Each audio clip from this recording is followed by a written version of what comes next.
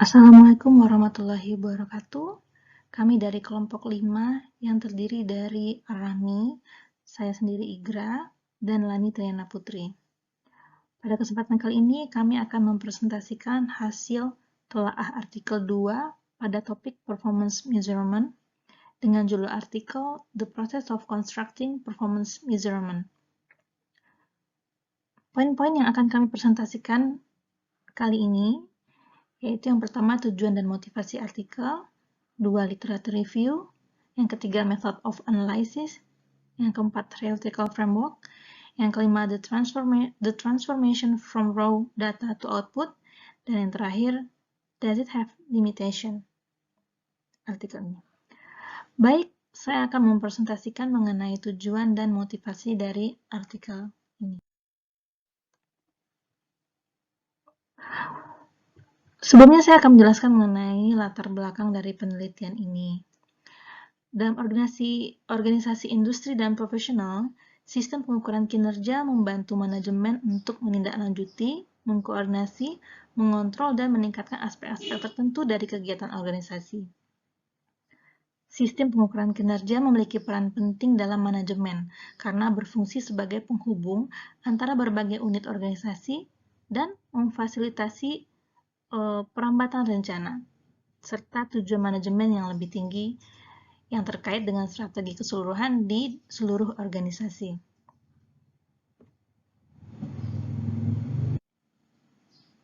Namun, apa yang terjadi jika kita menggunakan pengukuran kinerja secara tidak realistis dalam keputusan manajemen? Apakah ada beberapa risiko? Mengingat sistem pengukuran kinerja ini adalah sebuah mesin, di mana manusia, independen dari manusia, mengubah data mentah atau menginsert ke dalam sistem tersebut menjadi informasi yang dapat digunakan oleh manajemen. Oleh karena itu, tujuan dari artikel ini yaitu menjelaskan bagaimana proses informasi dibangun dalam sistem pengukuran kinerja dan memberikan kontribusi pada pemahaman dalam penelitian bagaimana sistem pengukuran kinerja harus digunakan. Lalu, apa motivasi penelitian dalam artikel ini? Terdapat sebuah pencarian, maksudnya dalam rangka untuk memeriksa aspek-aspek tertentu tentang bagaimana pengukuran kinerja dibangun. Maka dilakukan pencarian database di Emerald dan Business Source Premier dengan berbagai macam jenis keyword. Hasilnya terdapat 25 artikel yang memberikan wawasan tentang jenis pengukuran diterapkan, pengukuran kinerja dan hubungannya dengan tujuan strategis organisasi, asumsi yang mendasari statistik, kesimpulan yang dibuat oleh pengguna akhir informasi, keterbatasan sumber daya, dan bagaimana cara mengelola pengukuran. Namun, tidak terdapat penelitian yang menjelaskan bagaimana kinerja dibangun dalam kehidupan nyata. Maksudnya, dalam real life di organisasi tersebut. Dapat disimpulkan bahwa dari kasus tersebut dapat disimpulkan bahwa motivasi penelitian ini adalah karena tidak adanya penelitian terdahulu tentang bagaimana pengukuran kinerja dibangun dalam real life dalam sebuah organisasi, sehingga dibutuhkan sebuah penelitian untuk mengetahui hal itu, agar informasi dari sistem pengukuran kinerja yang dihasilkan dapat digunakan sebagai pembuat keputusan dalam sebuah organisasi. Oke, baik, kita lanjut ke literature review.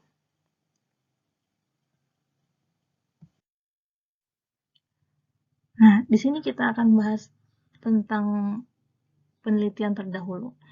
Yang pertama yaitu dari Kaplan dan Norton tahun 1996, salah satunya itu dari Kaplan dan Norton 1996, dan Neely tahun 2002, yaitu pengukuran berorientasi pada desain bagaimana model pengendalian strategis yang mencakup pengukuran kinerja.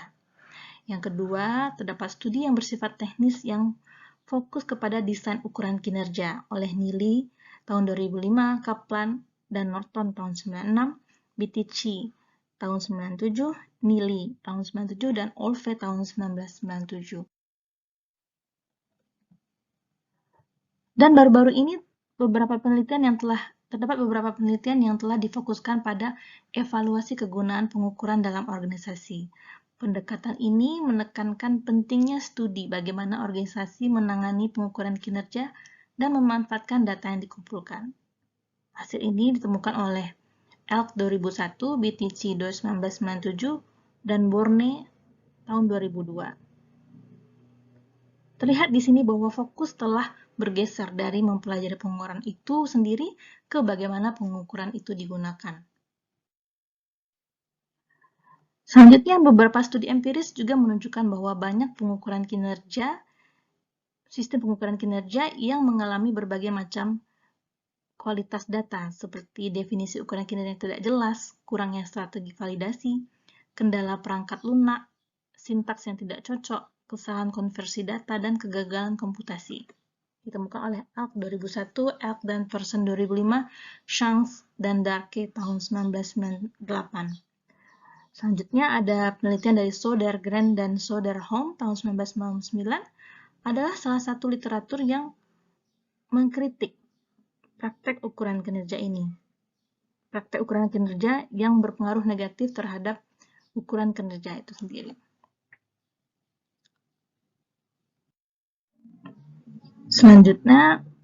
Topik selanjutnya mengenai method of analysis akan dijelaskan oleh teman saya, Lani.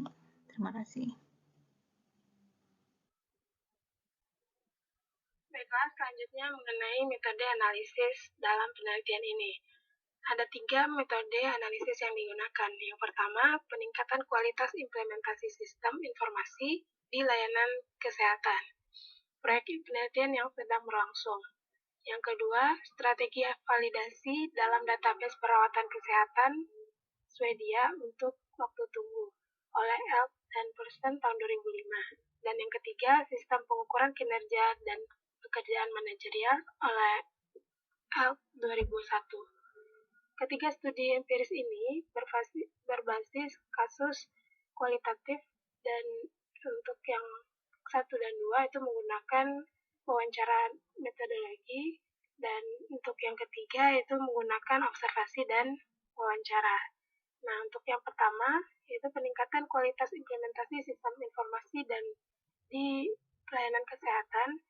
Proyek penelitian ini dimulai pada tahun 2001 dan memiliki tujuan keseluruhan untuk dikembangkan tentang bagaimana pengukuran kinerja sebagai inovasi administratif terungkap dan berkembang seiring waktu dalam perawatan kesehatan Swedia.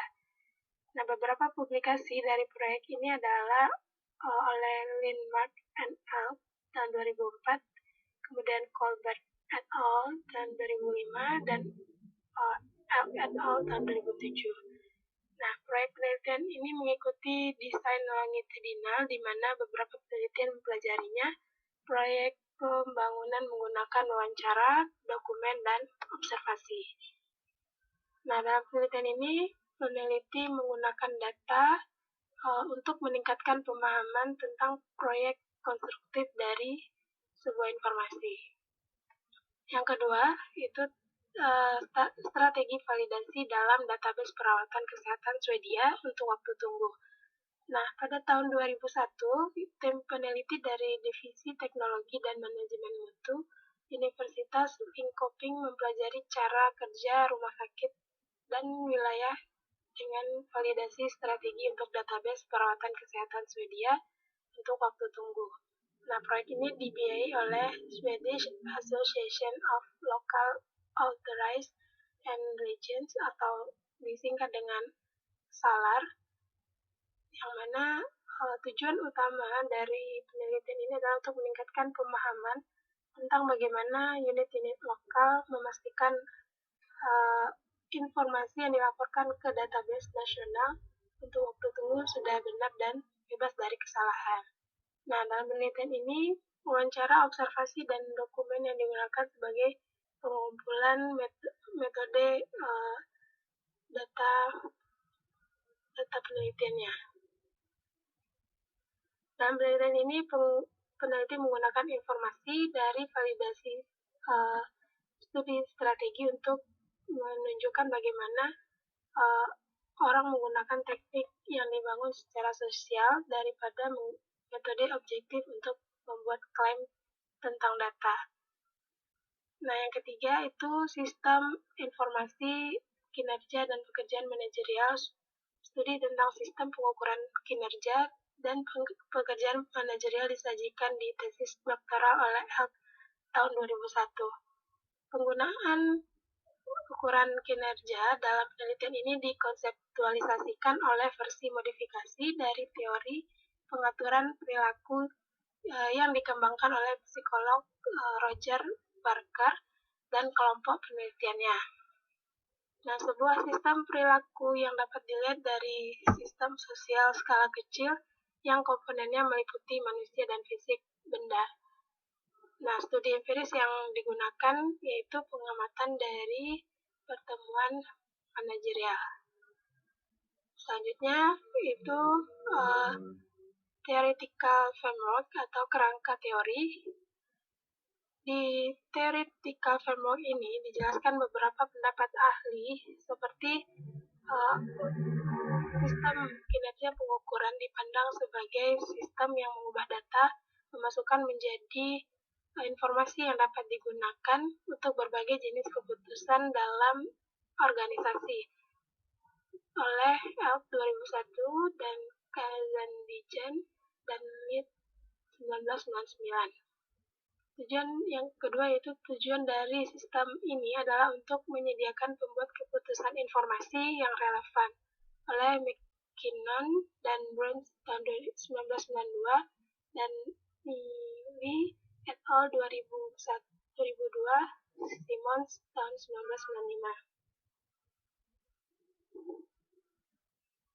Nah, berdasarkan pendapat ahli tadi, dapat disimpulkan bahwa performance measurement system merupakan sistem yang diciptakan untuk membedakan berbagai macam data yang digunakan dalam sebuah penelitian.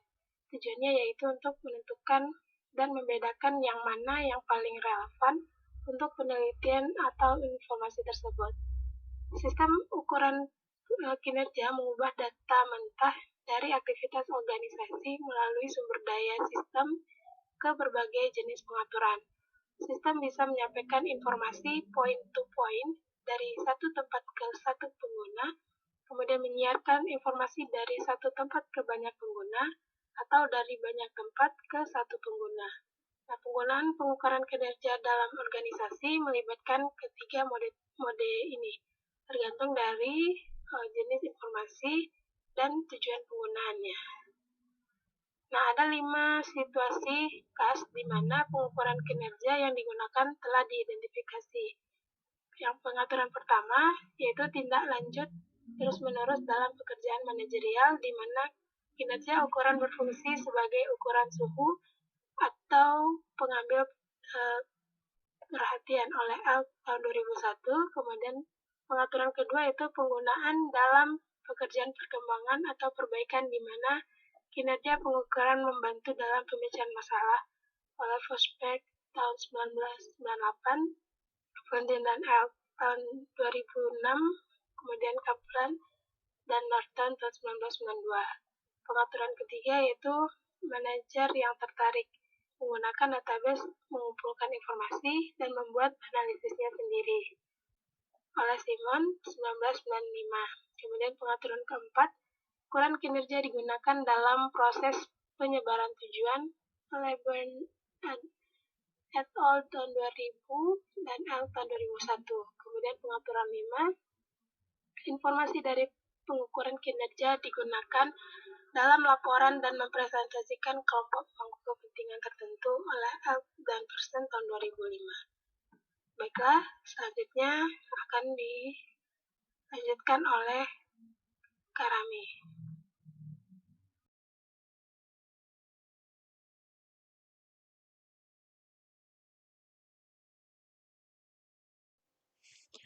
Bismillahirrahmanirrahim. Assalamualaikum warahmatullahi wabarakatuh. Bapak Ibu, saya akan melanjutkan presentasi dari kelompok 5. Transformasi dari data mentah kepada outputnya. Nah, apa yang kita lakukan di sini? Yang pertama sekali adalah registrasi dari pengukuran tersebut ke dalam sistem komputerisasinya. Jadi, apa yang harus kita masukkan ke sana? Bagaimana mengukurnya? Satuannya apa? Nah, itu yang harus kita definisikan dari awal pada saat melakukan registrasi dari pengukuran ini. Misalnya di dalam paper itu dicontohkan bahwasanya yang akan diukur adalah jam kerja. Berapa jam kerja yang dibutuhkan untuk menyelesaikan suatu proyek misalnya. Maka di sanalah manajemen harus berpikir bahwasanya kira-kira berapa jam sih yang dibutuhkan? Misalnya 150 jam. 150 jam itu apakah jam normal atau misalnya bisa dikurangi lagi? Atau misalnya ada yang mengatakan bahwasanya bisa sih 140, tetapi itu butuh butuh kerja yang lebih keras dan tidak semua orang bisa menyelesaikannya gitu. Nah, bisa jadi di sana manajemen kemudian memutuskan pengukurannya diukur adalah 150. Tetapi jika kemudian pekerja bisa menyelesaikan dalam 140 jam, maka mereka akan diberikan reward. Seperti itu. Nah, selanjutnya komputasinya. Jadi di dalam sistem itu akan ada rumus-rumus yang akan menghitung, yang akan mengkonversi angka-angka tertentu menjadi apa misalnya. Nah, salah satu komputasi di sini adalah ketika misalnya tadi di jam kerjanya itu ada 150. Nah, di dalam tas ini mereka akan dikalikan apa atau dikalikan berapa misalnya 150 itu dikali berapa rupiahnya, sehingga nanti akan diketahui berapa total cost yang dibutuhkan ketika misalnya pekerjaan itu dikerjakan dengan 150 dan berapa yang bisa dihemat ketika misalnya pekerjaan itu dikerjakan dalam 140 jam. Seperti itu. Kemudian di dalam pengukuran ini juga harus dipertimbangkan bagaimana visual display-nya nanti gitu. Jadi misalnya grafiknya grafiknya ketika misalnya ditampilkan akan seperti apa, dia akan membahas apa saja, reportnya dalam bentuk apa saja. Karena sebaik apapun kita meregisnya, sebaik apapun kita membuat sinteksnya, sebaik apapun kita prosedurnya, tetapi pada saat report itu tidak bisa mempresentasikannya dengan baik, maka itu kayak jadi buyar gitu loh. Jadi pengukuran kita itu akan dipertanyakan. Itulah pentingnya dari awal kita membuat visual display-nya seperti apa. Kemudian yang selanjutnya adalah pemanfaatan dari pengukuran kinerja ini untuk teams-nya tersebut. Nah, jadi manajemen itu tidak hanya harus tahu bagaimana membaca pengukuran tersebut, tetapi mereka juga harus tahu bahwasanya ada yang error nih di sini gitu. Misalnya apa sih yang error di sini? Oh, ini nih kayaknya nih komputasinya nih yang error. Oh, ini kayaknya sinteksnya nih yang error. Oh, ini kayaknya pada saat pendefinisian awal ini seharusnya tuh bukan ini yang diambil, tetapi data yang ini. Misalnya seperti itu. Nah, manajemen harus tahu itu. Sehingga di sanalah butuhnya ada manajemen setting. Ketika misalnya pada saat sistem ini berjalan kemudian ada yang salah, dia bisa merubahnya atau memperbaikinya gitu. Jadi manajemen itu harus tahu apa yang salah dan bagaimana memperbaikinya. Lalu, apakah sistem itu kemudian tidak mempunyai batasan? Jika kita kembali kepada pembahasan sebelumnya, maka jelas tetap ada batasannya. Karena toh itu sudah ada masalah-masalah yang sebelumnya. Nah, kemudian yang kita pertanyakan adalah mengapa masalah itu terjadi. Nah, di sini dijelaskan bahwasanya yang pertama adalah adanya samar, definisi yang samar atau definisi yang usang pada saat data ini dikumpulkan. Jadi misalnya ada hal-hal yang tidak jelas, yang tidak terdefinisikan dengan baik ketika dia diregistrasi. Sehingga itu menjadi masalah di kemudian hari. Kemudian keputusan manajerial untuk membuat apa saja laporan yang nanti dihasilkan oleh sistem. Itu kan tergantung lagi kepada manajemennya. Manajemennya butuh apa? Mereka membuat laporan apa? Nah, bisa jadi pada saat registrasi awal atau pengukuran ini dibuat, itu tidak tereksplor dengan baik sehingga ketika sistem ini berjalan ternyata ada yang kurang gitu. Kemudian ada lagi misalnya kendala di dalam softwarenya sehingga mempengaruhi atau membuat bermasalah pada saat kita meregistrasi atau misalnya proses komputasinya seperti itu. Nah, selanjutnya ada human error atau kurangnya pemahaman pada saat registrasi, pada saat komputasi, dan pada saat bagaimana eh, presentasinya nanti, prosedur presentasinya nanti. Nah, ini yang kemudian menjadi masalah ketika sistem ini dibuat gitu. Kemudian ada masalah teknikal. Misalnya ada sinteks yang nggak cocok, ada kompleksnya sistem yang terintegrasi gitu. Kemudian data konversinya yang error, sehingga nanti akan menjadi masalah ketika sistem ini dijalankan. Nah, selanjutnya adalah yang terakhir, visualisasinya. Bagaimana laporan ini divisualisasikan? Apakah kemudian dia sesuai dengan apa yang diinginkan manajemen atau tidak? Nah, demikian presentasi dari kami. Mohon maaf jika ada kekurangan. Assalamualaikum warahmatullahi wabarakatuh.